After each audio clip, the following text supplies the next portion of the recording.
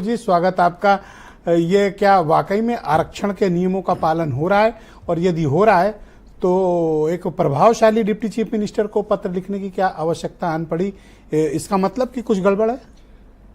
देखिए ब्रजेश जी, सर्वप्रथम तो विपक्ष भी इस मुद्दे पर पूर्णतया राजनीति कर रहा है। ये बात आज की डिबेट से स्पष्ट हो गया। विपक्ष भी? जी बिल्कुल, विपक्ष तो भी ही, के पहले कौन है?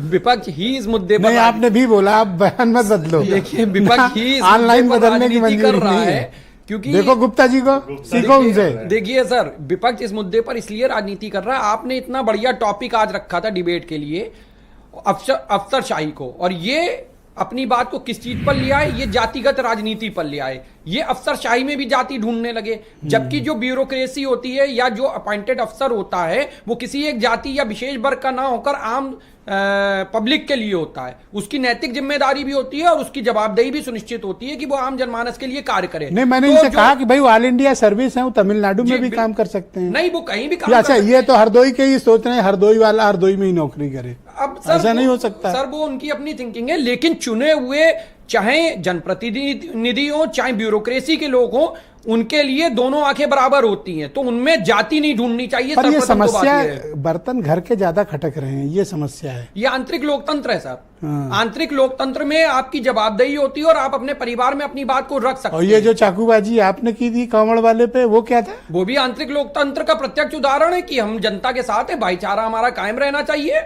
हम लोगों ने उस मुद्दे पे पका हुआ दूध भी पियोगे और गाली भी दोगे? नहीं, हमने कोई गाली नहीं दी। आंतरिक लोकतंत्र का अनुपम उदाहरण है कि हम परिवार के साथ बैठे हैं और परिवार में अपनी बात रख रहे हैं। बाहर वाले लोग तो ताली बजाना चाह रहे हैं, क्योंकि उनको ये लग रहा है कि किसी तरीके से जो उत्तर प्रदेश में मजबूत सरकार चल रही है उसको आप किसी जैसा तरीके परिवार से आप मिला जिसको सकें। मिलेगा वो चैन से तो नहीं रह पाएगा जी।